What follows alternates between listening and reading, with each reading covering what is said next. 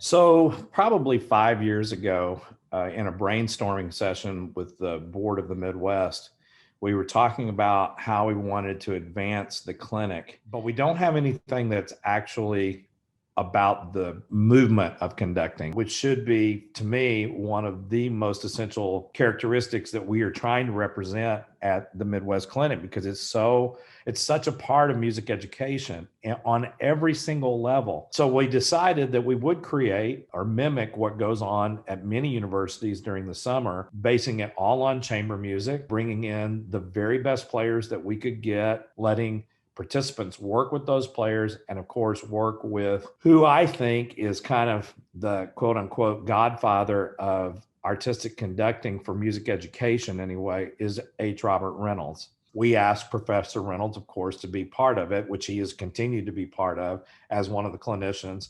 Each year it's gotten bigger and bigger and bigger and more celebrated. Our applications have gone like nuts. I think we had well over 200 applications for this coming year's symposium. So that's kind of how it all began. The schedule goes over 2 days. We start on Thursday morning session. Each participant, I believe, gets somewhere in the range of 10 minutes with the ensemble and critique from the clinician. And we do a rotation of 12 conductors.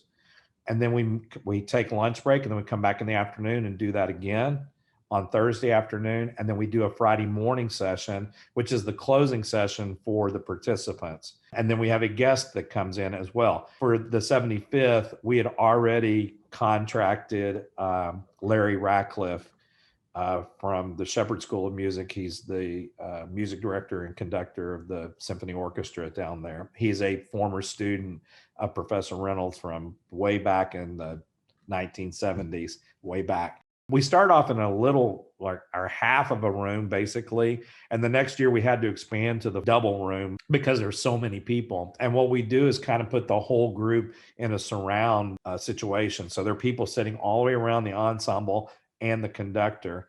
And people are so interested in watching this, we've had to turn people away. We open it up to everyone. And what we hope to do is that when we select the participants, that we try to represent the attendees of the Midwest Clinic, that it doesn't just become a doctoral student symposium. The other thing that kind of drives this is that this is repertoire that is not normally heard at Midwest. That drives some of the application process as well. That is a little bit intimidating, if you will, to younger directors.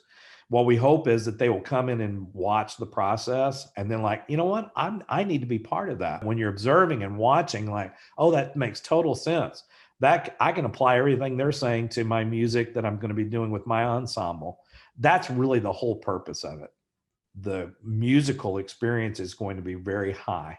The other really great thing that we added in the second year is that we have an open rehearsal on Friday afternoon with Professor Reynolds and hopefully Professor Ratcliffe doing the pieces that they will do in concert on Saturday morning. So you can hear this really great music with fantastic players and see these artist teachers in their real element.